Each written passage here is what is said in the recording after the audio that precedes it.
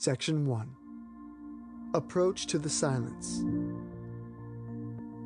Wrong thinking produces inharmony in our body, which in turn produces sickness. Our bodies sometimes are instantly reharmonized while in the silence. In the silence, our minds become passive, open, free, and loving, at which time the infinite master of harmony touches the mental chords of our being and we are well. Just as the piano can be tuned, so can the mind. Man's body is made up of 12 octaves, the same as in music. All matter is music. All matter is composed of 12 octaves. Wrong thinking produces inharmony in some of the octaves in our body. Right thinking tunes these organs, puts them back into their normal condition. Right thinking, therefore, is the most important thing in life. As a man thinketh in his heart, so is he. Just as a tuning fork near a piano will respond with a vibration when a key of the same pitch is struck on the piano nearby, so likewise do the bodies of men respond to proper stimulus and become in tune. By right thinking, man can reharmonize himself, can achieve health, success, and prosperity.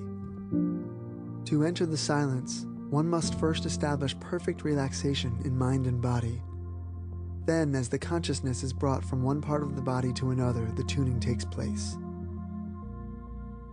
The silence is the medium by which the life of God and the soul of man are brought into at-one-ment. The silence is a medium by which man comes in a closer touch with the infinite, a medium by which man becomes conscious of his nearness to the infinite.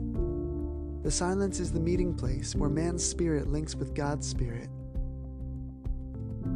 The silence is another way of praying, which is another way of concentration. It is another way of visualization. As a man thinketh in his heart, so is he. In the silence, a man can by his thoughts change his life, his conditions, his environment, his all. By right thinking, man becomes harmonious, a harmonious man in tune with the infinite.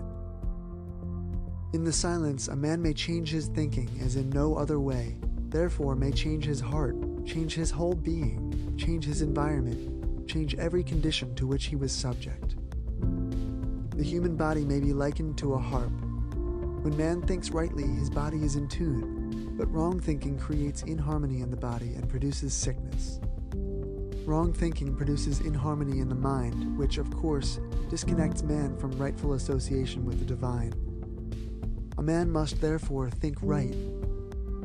Yet, because of centuries of erroneous conception of God and of the world, man has been a negative instead of a positive being, and his unwisdom has reacted upon the present generation.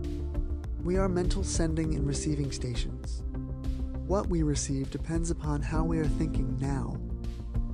For success, health, and happiness, we must, in the silent chambers of the soul, change our thinking if we are holding negative or inharmonious thoughts.